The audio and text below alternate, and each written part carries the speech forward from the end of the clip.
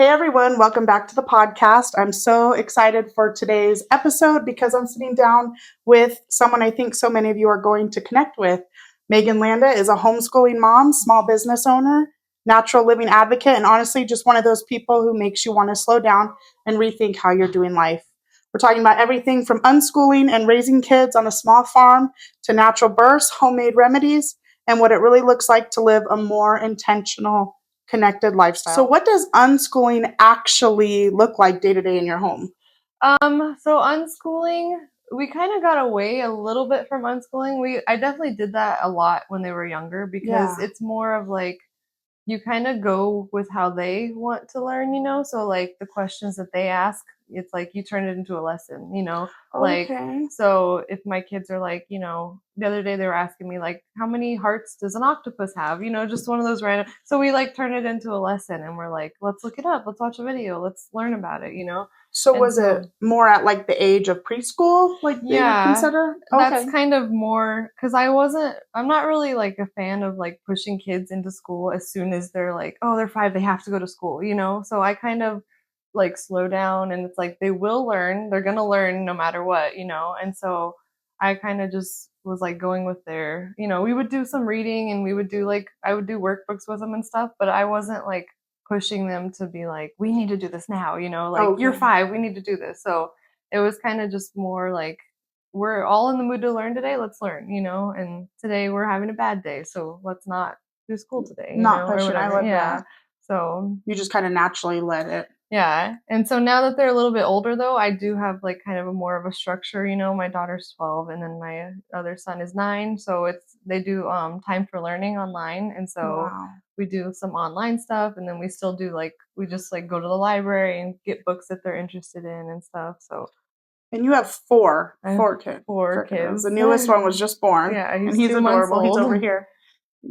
Oh my goodness, he's so cute. How are the kids doing with him? They're actually really good. Like he fit right in. Like as soon as he came, it was just like he was supposed to be here. So it was kind of just natural. And we're gonna get more into it, but you had an unassisted home birth with him. Yes, it was just me and my husband and my kids home with him. So and his older brother was a home birth, but we had a midwife with him. So she kind of made me feel more comfortable to like be able to do this alone this time. Awesome. So. I'm so excited for that topic because a lot of people don't know this about me, but I wanted to be a midwife when I was younger. Yeah, I read all the books. I watched all like the baby story and the home births on TLC. I always thought I was such a weirdo, but I love that stuff so much. The more I get into it, I'm like, I could talk about birth forever. Going back to like, you talked about homeschooling. Yeah. You have a homeschooling group out here. Mm-hmm. Yeah, we have pretty big one. Facebook group that I kind of started because there is another homeschooling Facebook group. But a lot of the stuff that you post, you have to like get approved before they'll like submit it to the group. And I'm kind of like,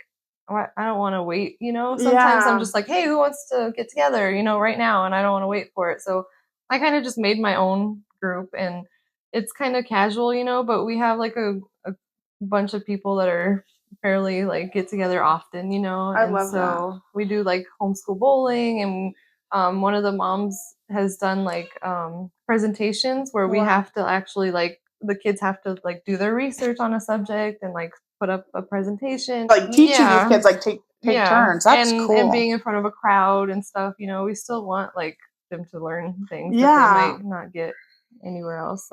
So what made you like step away from the public school? I honestly wanted to be homeschooled when I was a kid, and I asked my mom to be homeschooled, and she kind of was like, no, you don't want to do that, you know? So I was like, whatever. And then me and my husband, it was one of those things that we just both instantly were like, homeschool? And he's like, yeah. And so we just right away wanted to do it.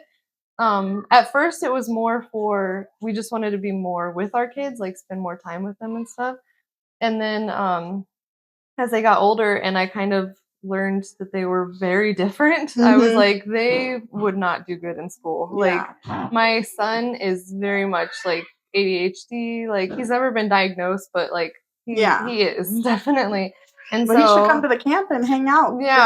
For the camp, we're not requiring anybody to be diagnosed. We want it to be inclusive and just help build those relationship with their peers. Yeah, that's nice. And be around kids with support needs and stuff. And it's important to know that you're not the only person. Yeah, it really is. Things. And also, these kids are going to grow up and have businesses. Yeah.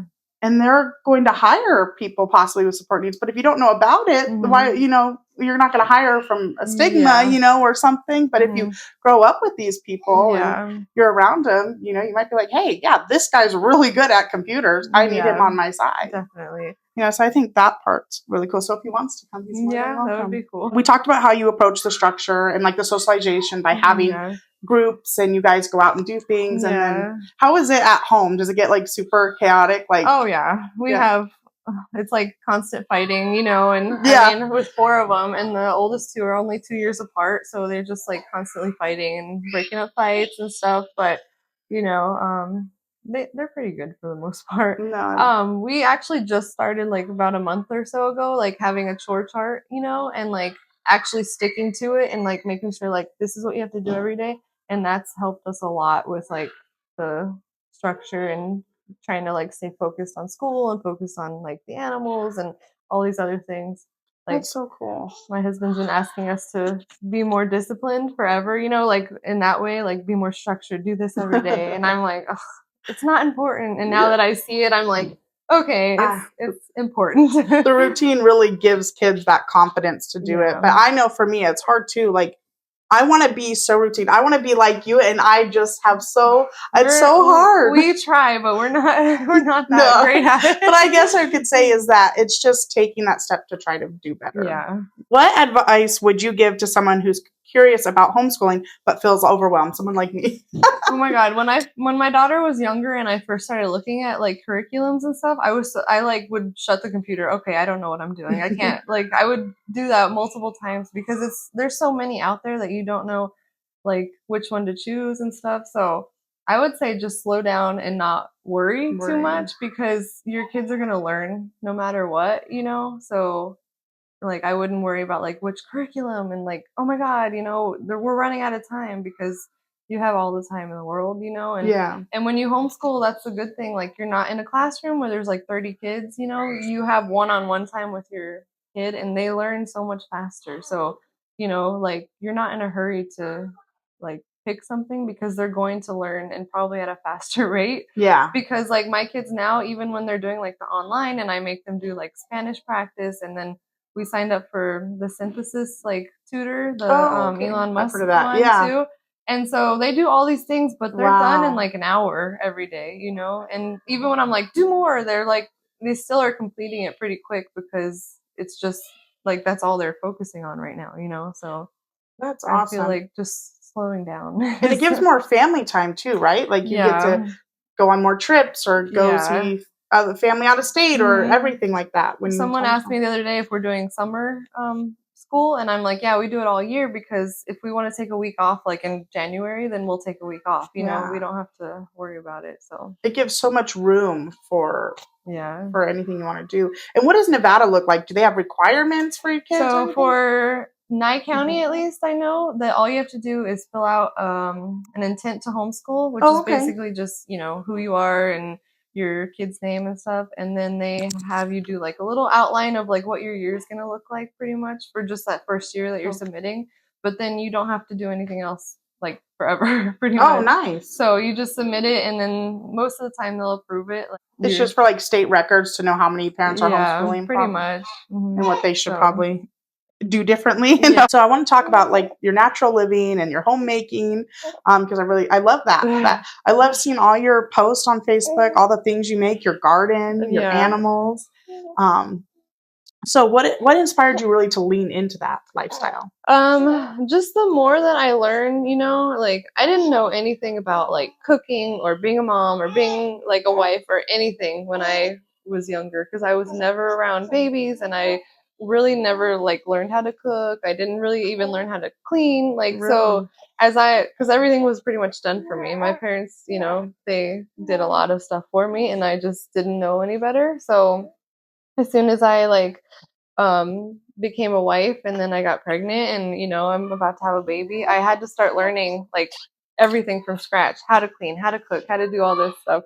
And the more that I learned, I just realized like you know, a lot of the stuff is not good for us, you Yeah. know? And my husband helped a lot. Like, oh my God, he knew all this stuff from the beginning, and he was so patient with me because he was just like, whatever you want to do, you know, whatever. We'll eat McDonald's every day. Okay, whatever. Like, you know, and I didn't know any better, but he would kind of slowly, like, you know, it's probably not that good for you, you know? And so I started learning more. Um, and then we started our garden, and I really like was a black thumb at first, you know. My husband could grow everything, yeah, and I'm like, I can't do this, you know. And so he kind of like taught me how to do that, and like I started learning to clean and cook, and so the more I looked at like our cleaning, you know, supplies, I'm like, all this stuff has got like poison in it. We shouldn't be having this. And now I make my own cleaning spray and stuff too from scratch. And yeah, what's in that? So that one is just oranges, like orange peels, and I like soak them in vinegar for like 2 weeks or more, and I'll just leave them on my counter, you know. And then whenever I need more spray, I just pour it with a funnel like into a spray bottle, and then fill the rest with water and use that as my cleaning spray. Oh, that's awesome. It's so hard to get away from the dyes and everything. It is. They're in everything. We've done like a few times where we're like, we're going dye free, you know, and then we just go back to it, and now we're like eating junk again. So now I'm like trying to go back, like, okay, we gotta eat better again. It definitely needs to be like a balance, right? Yeah. That's what it's really hard sometimes to keep that balance. But especially with screen time too. Like the other day there was like an article, and I was like, it was about screen time, and it made me feel bad because it's like I try so hard to eliminate things, but like it's really hard. Each home, I'm sure, is so different. The chaos, the structure. You know, I don't want moms to feel bad about themselves because you don't know what other moms have as That's resources how I feel. Yeah. and financial things. Like we're all on our own journey. So like if something works for you but doesn't work for me, then it's okay, you know? Yeah. Like, so. Exactly. And I love to learn about all new things and getting insight from people like, oh, like how do you do that? How did you approach that? Like, I want to try that. What best way would be for me to approach that? Because like I know my son Lane, like it's so hard for him to eat anything that's not processed, because when you make things natural, they turn out different every time, because the vegetable could be a little more ripe than the last time. And it's more mushy, and then the texture, they're like, no, I don't want that, you know. Do you find that even with your kids too, that definitely. it's hard? Okay. And even like for my daughter, when she was a baby, like textures of clothing too, like that was a big thing. Like she couldn't wear certain things because the tag was touching her or whatever. So I mean, my 3-year-old, definitely, he's like, I can't eat that because, you know, it's mushy or it looks weird. It's not the same. And so every kid's different too. Yeah, so and do you feel like you also parent each kid a little differently? Because I feel like that's how I definitely. Yeah. And I feel bad for it sometimes but then I'm like, but they are different. So you have to approach them each differently. And that's something I had to kind of wrap my head around. Like, as that's one of those things that I'm learning, because I was trying to like parent my son the same as my daughter. And I'm like, they're completely different people. So it's not like what works for her is not going to work for him. So, and emotions and everything are different. So sometimes I'll tell my daughter to do something and she'll go do it. I'll tell my son the same thing, and it'll be like a whole problem, you know? So then it has to, okay, like start with, you know, task A and then do task B. And it's like you have to know your kids and be able to do that. And I don't think it's a bad thing. People are like, no, just tell them and they should do it. And it's like, that's unrealistic, you know. That's sometimes boomer expectations. Yeah, literally. Can you share some staples you make or use at home? Like I know I bought magnesium spray from you, which I love. Nice. I'm glad you like it. And so I know you have a name for that side hustle. You do that business. The Easy Life Beauty. Yeah, that's like what we called it. Yeah, I love it. Yeah, so we started making that. That was actually my mother-in-law's idea, because she told me about it, and I was like, whatever, you know, it's not going to work, because I was having trouble sleeping sometimes. And then I started spraying it on my feet, and then I would sleep like really good, like a nice soothing sleep, you know. It helps with restless leg syndrome. Yeah, because I get that because I have damage in my back, but I took it with us to Disneyland, and my kids were complaining about their legs hurting, and I sprayed their legs at night. Yeah. No complaints. My uncle, who is like very against like all natural things. Really? He'll buy it from me and he's like, it works for my feet because he has really bad feet pain and stuff. And he was like, that's the only thing that's worked on my feet. And so I'm like, well, if you like it, then it must be good, you know? Yeah, I swear by magnesium. Magnesium, everything is like my favorite. Yeah, I love it now. Yeah, it's honestly like I take it as a supplement and I use your spray, and that really gets me through my days when I'm having muscle and my spinal stenosis is acting up. So, yeah, please message her. If I know you make them for requests and everything. I make them, and I have some like already made right now. So if anyone needs any, yes, no, definitely. Because I'm telling you, they help me. They help my kids when we're at Disneyland. My husband, we love them. We love it. So, what are some small beginner family swaps you can make to start living more naturally? Like the cleaning spray is really easy because my kids go through oranges like crazy. So I just have them like keep their orange peels, you know, and then there's your cleaning spray. And then I just started like one thing at a time, you know, like if you like I make coffee creamer too, like from scratch. Really? I want to hear about that. It's not necessarily like cleaner, but it's less ingredients, you know. Like I make 2 different kinds. One of them's like with condensed milk and sugar and stuff, and then the other one's with just like brown sugar and I forgot what else, vanilla and stuff. But yeah, like, and those will stay in the fridge for like 2 weeks. So I've been making that occasionally. And I do like the cleaning spray. I use tallow on my face too. I make tallow. I want to ask you about that. You make tallow. That's like such a huge thing right now. And beef tallow, right? Yes, it's beef tallow. So I get like just the pure beef fat and I whip it myself and I add some castor oil to mine a little bit and that helps too. And your face looks great. Like so clear. I have like some little blemishes, but I haven't had any breakouts at all since I've been using it, which I was like kind of like this isn't going to work because it's fat, you know, it's like beef fat, but no, I haven't had any breakouts at all. Your recipes always look so yummy and colorful and fresh. Did you use it from your garden, some of your vegetables and stuff? We haven't this year because this year our garden was like we didn't do it too much. But you also started your business, which I'm sure takes a lot of your time. So we had started the business and I had the baby, so it's kind of been the last thing on my mind this year. But there was like 2 years ago that we had to donate squash because we had so much squash that we were just giving it away. So it's definitely something I want to do again next year, you know, start again. But no, this year is mostly store-bought. No, you have to sometimes do store-bought. I even think that's for everybody. You can't grow everything or be, have every year things come out completely perfect. Yeah. I do know we have a new place out here called Green Life Produce. Yeah. I've tried some of their stuff. It's really good. Yeah. And it's pretty affordable. And I think they're right over here by Mountain Falls or down by Lakeside, maybe. I want to go over there. I actually have a video on my YouTube. Yeah, I started making videos for a while and I stopped, but it was on their opening day. So me and the kids like took a day trip out and send me your stuff. I want to follow you. And we went into their opening day and kind of walked the farm and stuff, and it's pretty cool. It's really big over there. Yeah, and they have a video I saw that's also coming out to show like what how they started and everything, which is that's really cool. I love that Crump's growing in that way. Yeah. And that's what we deserve. Yes, even definitely. If some people don't like it. Like, I'm sorry. I don't know why. I think it's good. Me and you both, I think, grew up here, right? Yeah. And I've been here since I was 1. It's not like, we get, because I think someone called me a Californian when I made a post on, oh my God. And I'm like, I have lived here my whole entire life. Yeah. Because I want some inclusive things doesn't make me. The thing is, I was getting all mad about like a few years back too, because this town now is almost 50% like families versus and 50% like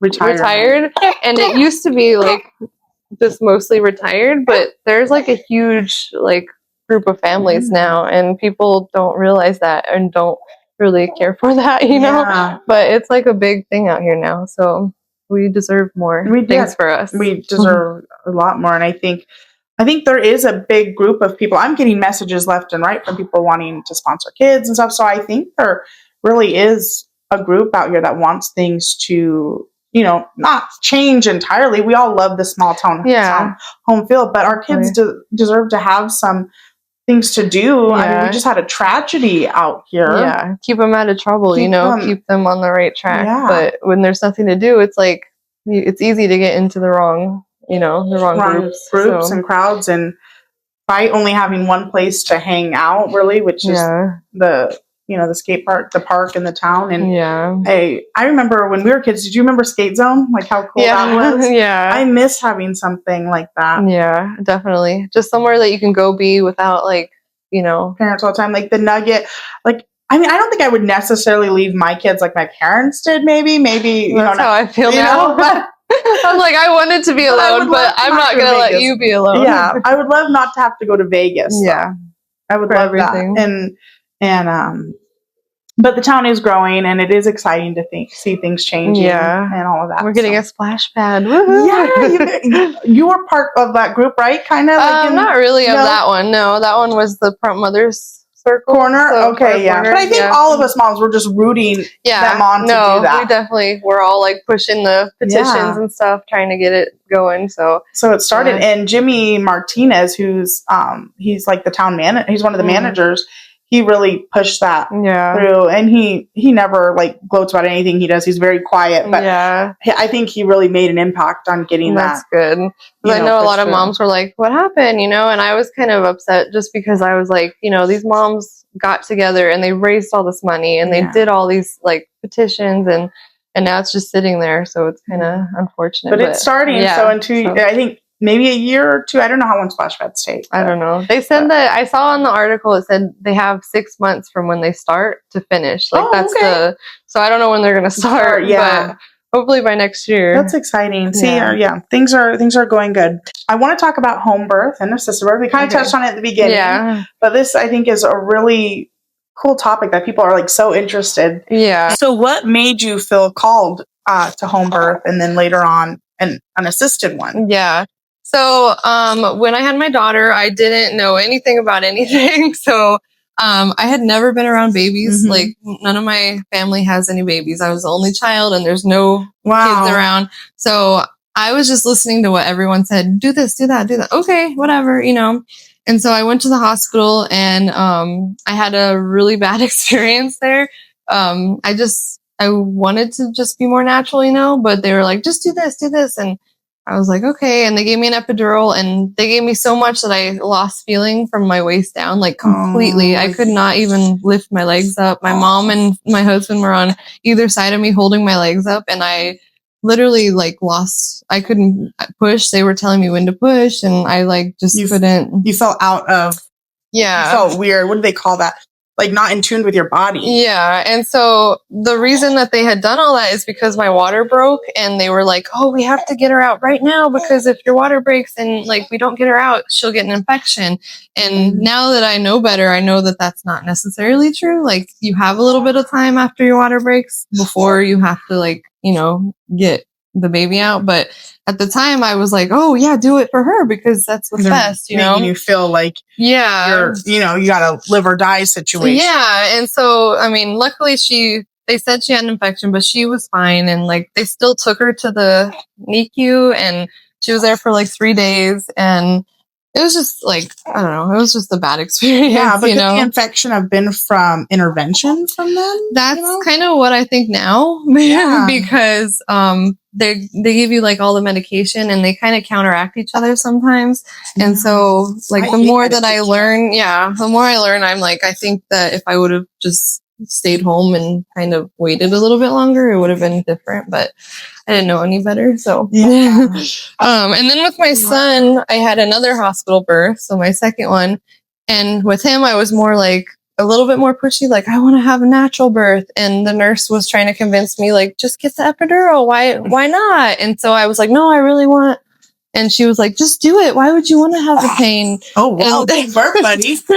And so I still was like not as pushy. So I'm like, okay, go ahead and do it, Yeah. And after that, I was kind of mad that they still pushed me into something that I didn't really want, So by the third, I was like, I definitely want to have a home birth. Like if I'm healthy enough, because like I know not everyone can have a home birth, but I was like, if I'm good, I'm having a home birth. Like we're doing this. And so we got a midwife and she was really helpful. She answered all my questions, and the visits with her were like an hour long, and she would sit there and like, do you have any questions? And at this point I was like, no, not really, you know, because I've done all my research, but she was there and she wanted to answer like all the questions and stuff. And so she really listened to you. And that's what I feel like makes such a big difference when you're going through such a personal time with being pregnant and having a baby, and you really want to feel like someone's going to connect with you if they're going to be a part of that. That part of you, which is very, you know, intimate thing. So with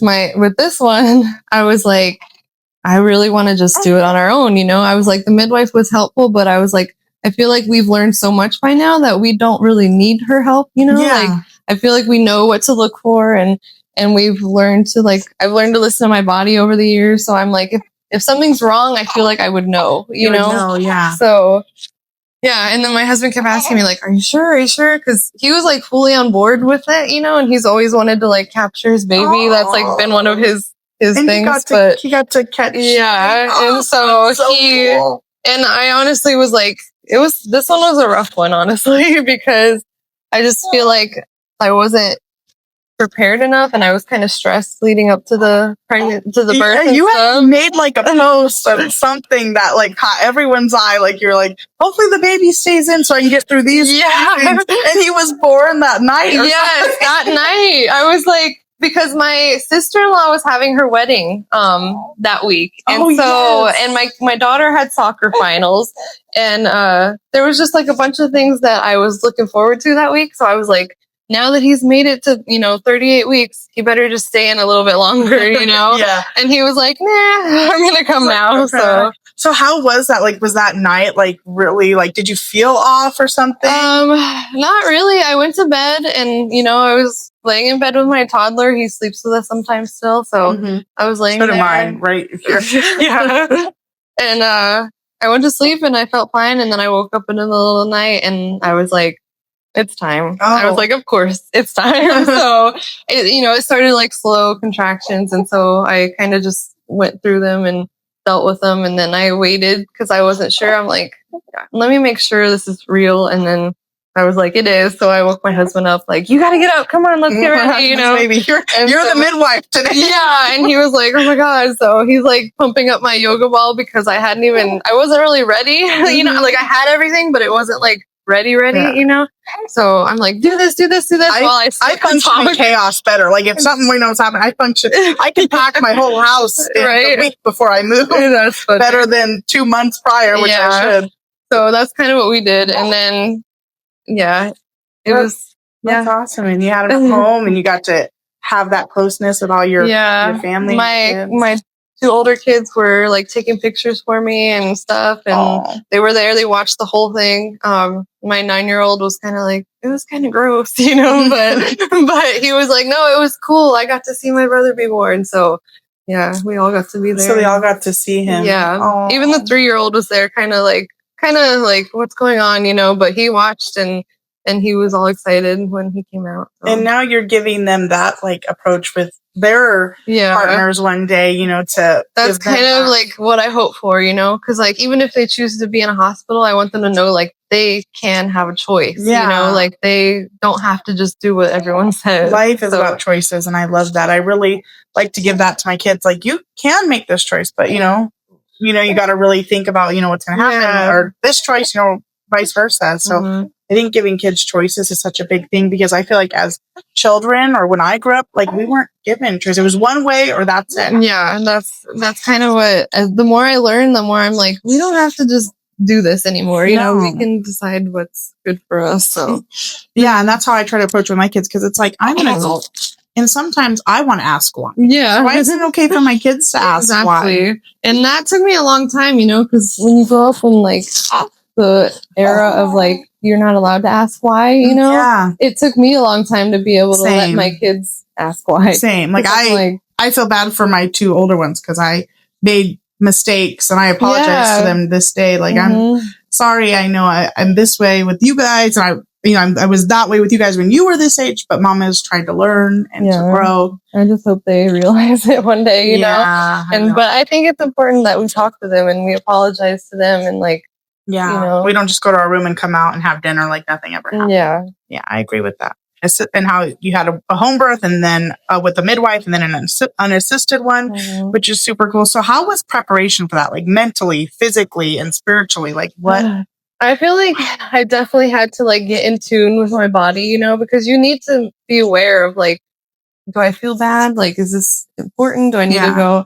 And then I also was reading a lot of books. Like I have like 4 midwife books at home that I read through the whole thing.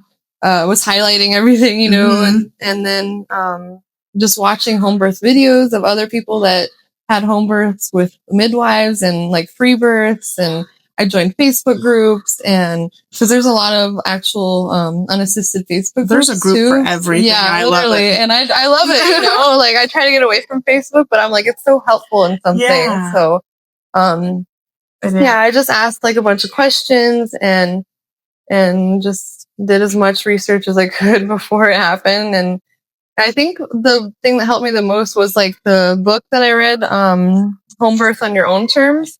It's by like Hannah Baker, I think is her name, but she's a midwife and she had like 3. That name sounds really familiar. Yeah, she had 2 unassisted births and one midwife birth or something. But she has like this book that's just a checklist of like, you do this, you do this, you do this, like look out for this. And so I read that book, and then I was just watching all these other free birth videos, and I'm like, if they can do it, I can do it, you know? So yeah. And we already had cool. like, I was looking up hospitals. I'm like, if we need to transfer, like which hospital is more okay with like, you know, us being more natural and stuff. So I think just the research and just making myself. What hospital did you find that's close to us that you did find that? Well, it's not that close. But, not that close. But the one that I found and I've heard stories of was Centennial Hills. Okay.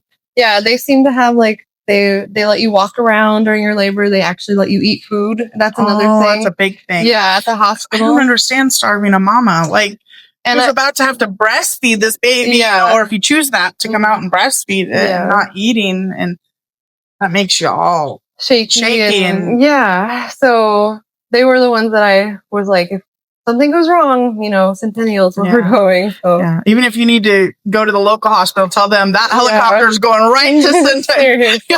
I will not get out of this unless I'm there. Yeah. Well, I love that you also like had that you thought about safety too. Yeah, because that's what we wanted at the end of the day. Like, I want a free birth, but I also want to be healthy for the baby, and I want him to be healthy. So, like, if that's not how it's gonna go, then that's not. Yeah, I love that. So, how do you handle conversations where people think like that's extreme or like unsafe? Yeah, when I was pregnant with my 3rd, I was still working at the hospital out here. And I was telling everyone, oh, I'm having a home birth. And, you know, they all are in that hospital mindset of like, we're at the hospital. You have to do hospital things. And so everyone everyone loves to tell you all the worst like home birth stories that they know. And you don't do that to a mom. Yeah. First of all. Why is it hard to say like a positive thing? Yeah. So one of the nurses that I worked with had worked in Vegas, and he was like the head of the hospital at the time. And he one day came over to me and was like, oh, there was this mom that had a home birth and her baby died and blah, blah, blah. And just started. And I was like, my gosh. I think at the time I was in the right mindset. So I took that as like I'm going to do it and show you that it's not unsafe, you know, like I took it and used it for good. And so like all those people kind of just motivated me to be like, it's not just one way, you know? So. Yeah. The thing is, tragedies can happen, right? Yeah. But so can anything else in life. Yeah, definitely. And so what I like to look at it is like, it's a choice. Yeah. You're making that choice. Make that person feel empowered about their choice. Yeah. And make them feel safe about the choice. Because I like we were just talking about with our kids. If you're going to make that choice, we're going to be safe about it. We're going to know everything we need to do. Like you found the hospital you need to go. You had a plan. Yeah. You know? And so at the end of the day, I feel like people should empower people's choices and not take them down. Yeah, and I think social media, that's why it's hard to get away from it, because you find those connections with those people that empower you. And why do you want to not be around that? There's people on Facebook. There's like 2 girls that I have on Facebook. I met one of them once. But I had never met her before. Like, she was someone that I found from a Crunchy Mom group. Oh, yeah. And I added her, and we just hit it off. And then there's another girl that I know, too, that I actually talk to a lot. And we've, like, shared accounts, you know, like, accounts that we bought together. Like, we bought, like, a Daily Wire account together and stuff. But I've never met her. But, like, she's such a cool person. And I'm like, one day we'll meet, you know. But it's like Facebook is that thing that brings people together that might not ever know each other in any other, you know. And that's format. How I feel too. That's why I don't want to leave social media. That's why I even want to bring more social media to like what I'm doing, everything, because I believe people deserve accountability. Yeah. And if they're sponsoring, you know, my camp or the events I'm having, you need to see directly who you're talking to, you know. Yeah, and I think it's important. I think it's so important. I think social media is very important. I do think there needs to be balance with children and stuff, but I do think there's been a lot more good than bad, especially lately. Like, I've seen on TikTok where people find something someone bad does and they find that person. That's crazy. I've seen that. Like, better than the FBI. Yeah, like these moms and these people that are like really into it, they're better detectives. All I know is I will never have like a public fight or anything because they will find you, they'll call your job, literally. Yeah. It's crazy. So what would you say to a mom who, you know, might want to do a home birth or unassisted birth? Like, what advice would you give her? I would definitely just have them go talk to midwives, even if that's not where they end up. Like, go talk to a couple midwives and like ask all the questions you want, because that's what they're there for. They want you to ask questions, you know, and watch home birth videos and just do the research and look at yourself too. Like, kind of, do I know, like, when I'm sick, do I know how I'm feeling? Do I know that I need water? Like, that's important to be able to be like, you know, I have a headache, so it's because I need water. Because I feel like when you're having a baby, like, you have to be able to feel like in tune with your body. Yeah, like, what's going on right now? Is this important? Is it not? Like, I want to bring this up because I feel like it goes with being in with your body. Like, each pregnancy I had, I could like feel like when like the egg implanted. I don't know. Maybe I'm weird for that, but I could I've heard that before. I could feel that. Like, I would know I was pregnant instantly, and I'm like, because I had 3 back-to-back, so all 3 weren't planned. But like, I could feel that, and even like when I'm like ovulating, I can feel that too. Yeah, no, definitely, that's good. Like, I think everyone should get closer to that, you know, because I feel like we've gotten away from it a lot. Like, that a lot of people just kind of are like, whatever, I don't know what's wrong, I'm gonna go to the doctor, you know. And it's like, and take something, let's just take something. And it's like, you might not need that, you might just need to like go to sleep or something, you know. So might need just to be I'm really like not like, we don't take hardly any medicine here, like Tylenol or ibuprofen if we have an uncomfortable fever or something to where the kid is like can't get comfortable at all. That's what like I'll do to the most, and I don't even like to do that. Yeah, we've done that. We have some like at home just in case, you know, like and that was mostly when they were babies and they can't like they don't realize why they're hurting, you know, and we just really want to just make them feel okay. But yeah, we don't really do medicine either. And I think some people look at us funny because when my kids have a cold, like, they sit on the couch and they chill. Like, I don't really. We're gonna get through this. I kind of just tell them, like, you know, there's not much that we can do. If I give you medicine, it might drag it out a little bit longer, you know, too. Like, your body's not going to be able to fight it off. So like, I'll offer them tea and I'll give them like lots of water and fresh fruits and vegetables and stuff. And I even have them like run around outside too. And a lot of people will say like, just let them rest. And I'm like, no, go run around. No, exercise, I heard, is like the best thing for your body to get, because you're trying to get out all like the germs or the bacteria. Like, so you push it through your body. The more you drink, the more you run, it gets through the. So we really don't like change what we're doing. We just don't go out, you know. I'm like, we're safe, we're going to stay home. But like, they just let it get through them, and they aren't really sick that often, luckily. So I think that helps a lot. Out and all that. My kids, and knock under wood, they haven't been sick for like a year. That's good. And after COVID, that was the worst because we were all contained and weren't getting sick. And then there was like a year where we were sick for a year straight. And then we finally gotten away from that. That's funny. Yeah, I was sick as I've ever been when I was pregnant with my third. Like, when I gave birth, actually, I couldn't breathe through my nose at all either. So the midwife came and she had another midwife come too. And the second one kept telling me, you need to breathe through your nose. And then I could hear my midwife like, she's sick, she can't, And so that was another thing. Like I gave birth, like not being able to breathe, and I still did it. So you still did it. I'm like, yay! Having a clogged nose is the worst when being sick. I'll take a headache, anything, but clogged nose, you just can't even function. It bothers me so much.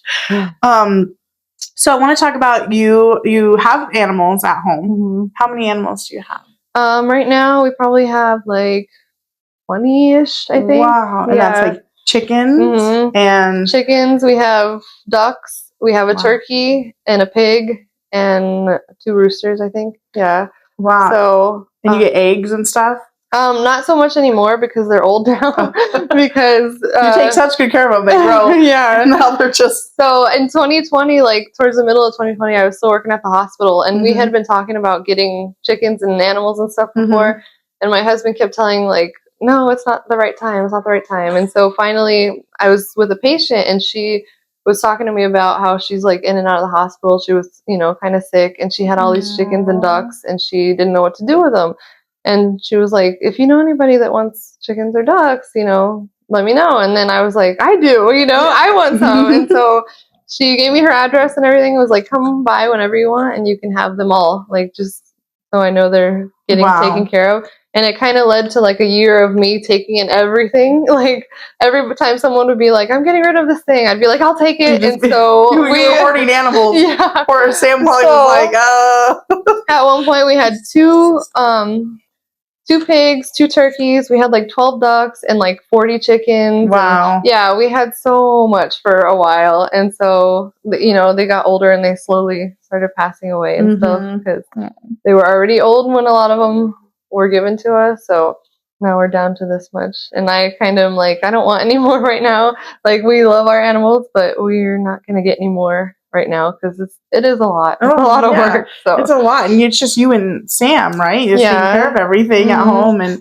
now the kids are older. Like they help a lot too. Like they'll go out and feed them every day and give them water and stuff, which helps a lot because especially I was pregnant and then I just had the baby, so they help a lot. But it's still like every day we have. I'm sure they're not excited to always go do it. Sometimes they're like, oh, yeah, that's my kids. I'm like, let's go pick up a child. Like, no, because we live in a gated, so we can't have any chickens. But I would have a duck. I get excited when the ducks like come over here. Or a peacock. We have a peacock that roams around. Cool. I think he's over on Badlands or that way towards Grand Falls. I just love animals. Yeah, they're so awesome. They are. They make you realize like.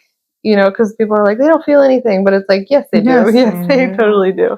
And you were a vegan for a long time. Yeah, I was vegan for 6 years. That's crazy. At first, like when I first went vegan, I was really like disciplined with it. So we were eating really healthy all the time. And as it goes, time goes on, we're eating like all the fake meat and we're eating like Oreos and soda because that's vegan, Yeah. And so that happens in French fries, I'm sure too. So then I slowly started eating eggs because I wasn't even eating the eggs from the chickens because I was like, no, I can't eat them because they're theirs, and so my husband's like, you're being crazy, like we have chickens, they're well taken care of. And so I started eating eggs and turned like vegetarian for a while, and then now we're just eating everything again. Yeah, so. I think giving the animals dignity and a life, and I'm sure having animals, you realize that like I can take care of them and have them, feed our family with dignity and not like be like a slaughterhouse or feed our family. I feel like the biggest thing with the meat industry is like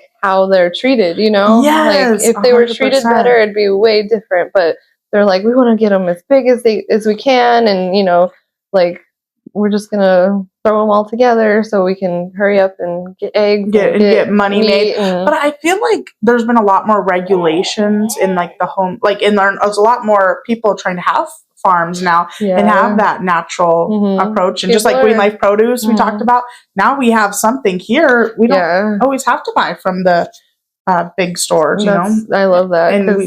And they're treated with dignity and right, and they're fed great things with limited ingredients. Yeah.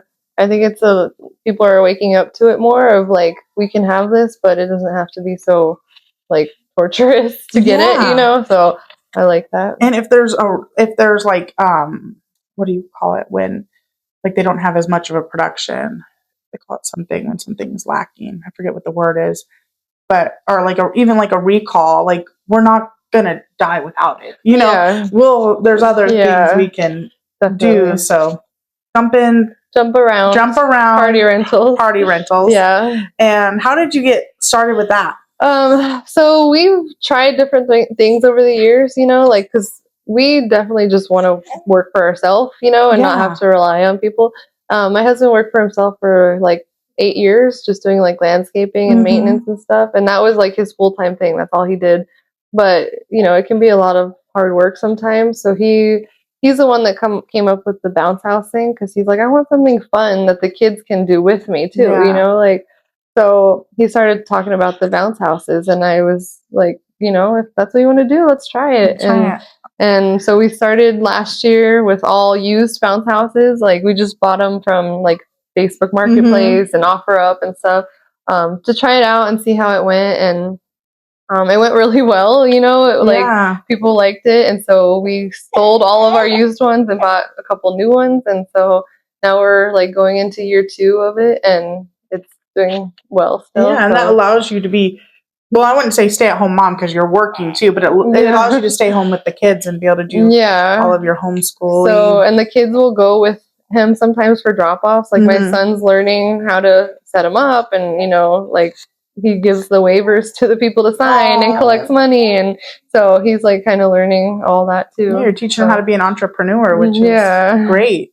Because I find people make the most money when they're working for themselves, you know, and it is a lot of work, because sometimes I want to like throw my phone at the wall because I'm like, I'm feeling that. No, I feel like I can't get away from it, because I'll be like, oh, I got a message for bounce houses, so I'll like, you know, go check that, and then I'll be like, oh, I forgot to do this, and then I'm here for an hour sitting on the phone, and I'm like, oh, I hate this thing. I just want to go do something else, you know.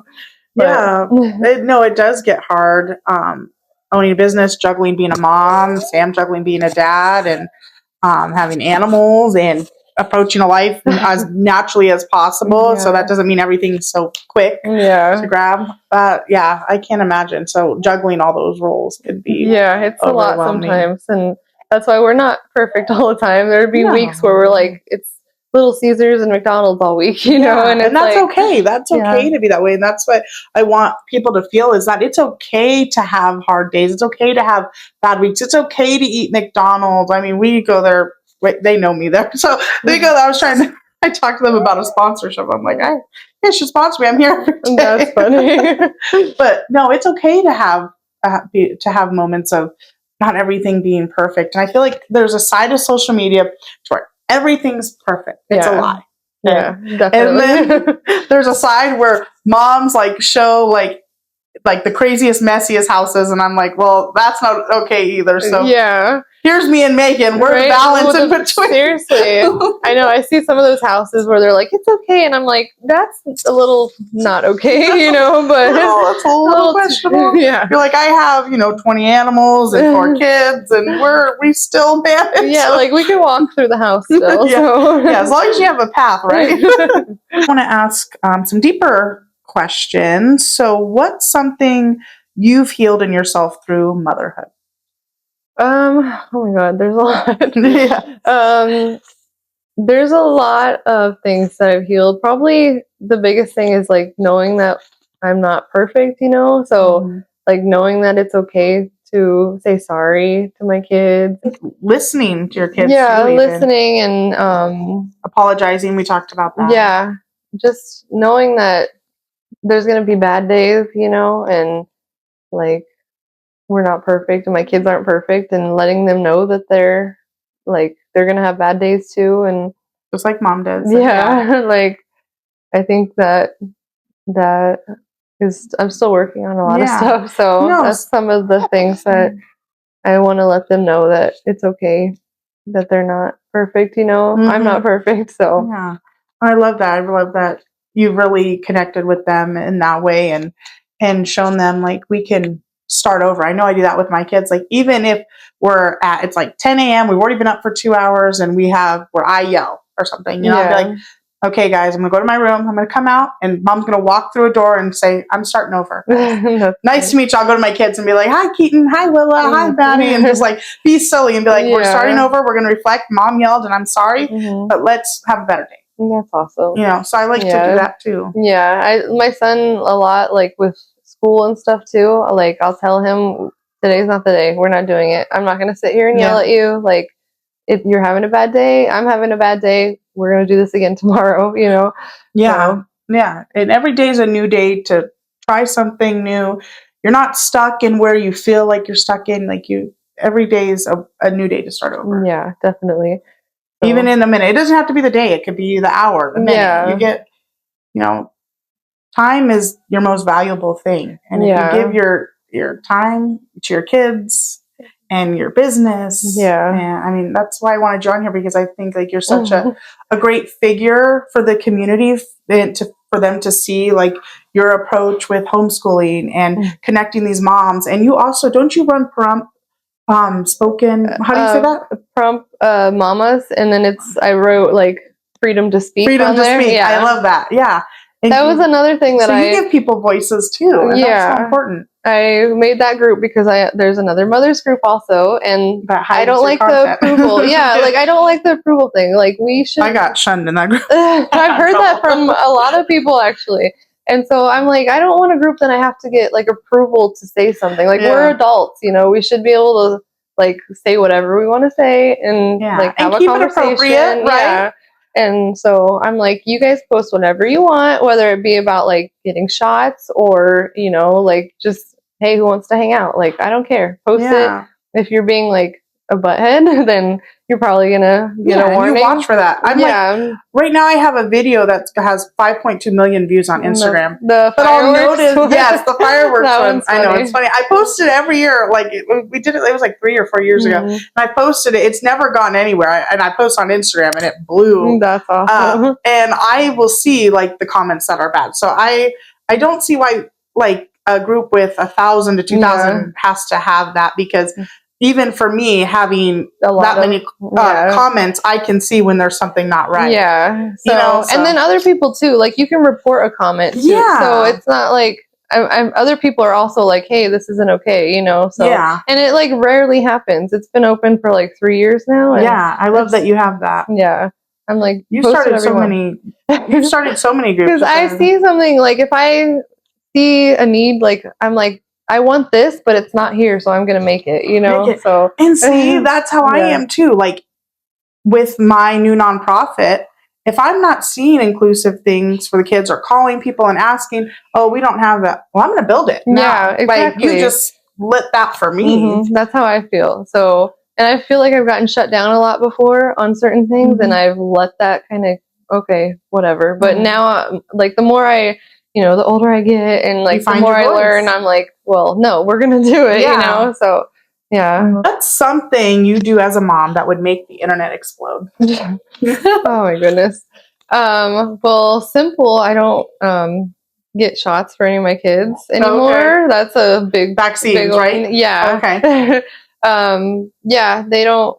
I started to with my older two, and then I kind of learned more, and I just was like, I don't really want to do this anymore. And see, I think that's all about choice again. Yeah, I definitely think choice, your kids, your choice. Yeah, that's what I hate that it's so controversial, because like we're all in our own path, like I said, and I feel like we shouldn't judge each other for how much we know. I always tell my kids, I didn't know what I didn't know until I knew it, and like, because you don't know. They like to laugh at me, and then they're like, "What?" And I'm like, "But listen to it, like it's true. Like I didn't know that I didn't know something until I learned it. Yeah. So it's like everyone's in their own learning path, and so we should just be okay with it."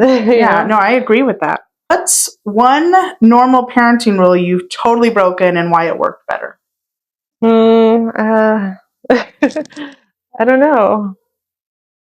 I would say leaving traditional school, Probably just like, like doing everything by the book, like how we were taught, growing up.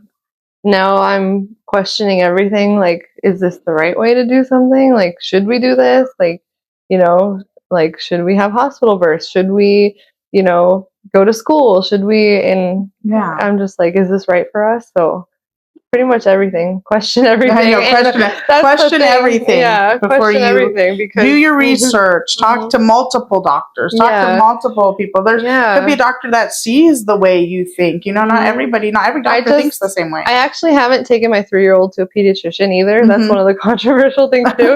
He's never gone to a doctor at all. Well, he looks healthy as can be to me. Yeah.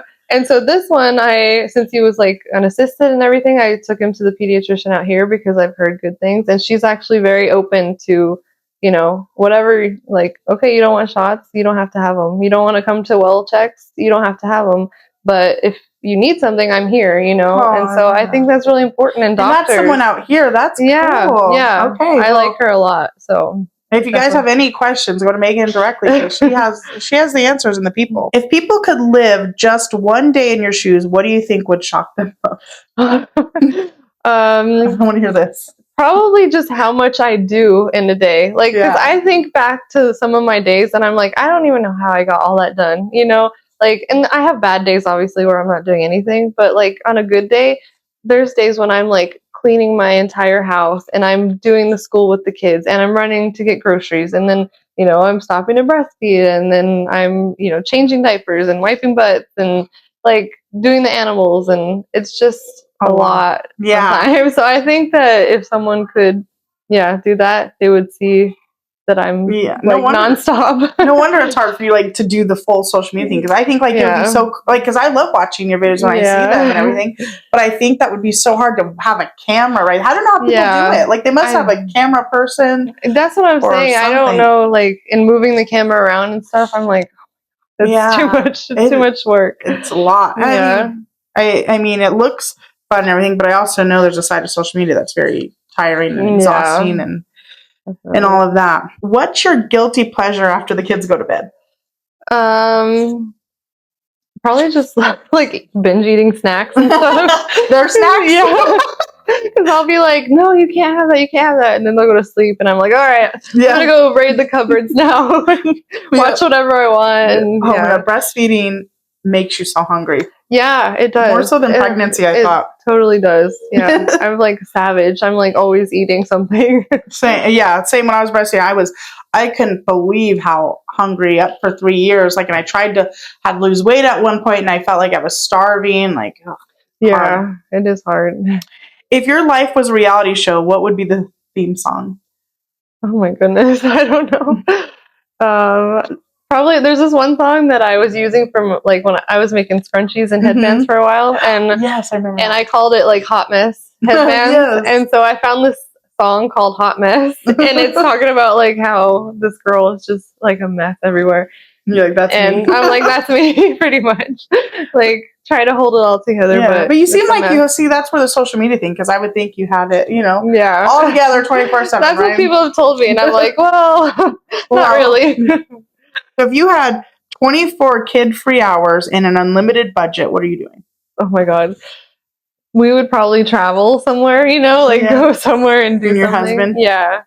Because that's one of the things that we try to do, but it's so hard to travel when you have 6 of us now. And do you have your parents that do help you or at all? Or? Yeah, sometimes I have my mother-in-law that helps a lot if we need help, and then my parents, help here and there. So yeah, it's nice. Because like when I was working full-time still with my older 2 kids, my parents would babysit all the time for free, and my mother-in-law would babysit all the time for free. So I never had to pay for childcare or anything, and I was able to work for a while. So you have a bit of a village, especially with your homeschool group, your family. Well, that's good. Yeah. So where can someone find you? I want you to name your groups. That way, if they're looking to homeschool, if they're looking for questions on an assistant. I have my Facebook group. So my homeschool one is Frump Homeschool Families. Okay. And then Frump Mama's Freedom to Speak. That's the mom group. And then I'm like Meagan the Mama on everything. Okay. So TikTok, YouTube, and Instagram, it's Meagan the Mama. Awesome. So, and then for all of your bounce house needs, table rentals, chairs. Yeah. What else? Tables, chairs. We have tablecloths too, like the cloth ones, and chair covers. We have been looking at getting like a snow cone maker or popcorn machine or something. So that'll be coming soon. Jump around party rentals. And where can they reach you at? We're mostly on Facebook. Facebook. Okay. Yeah. All right. So reach out to them directly. I appreciate you being here. Your kids are great. Your baby is beautiful. Thank you. Congratulations. Thank you. I appreciate you coming.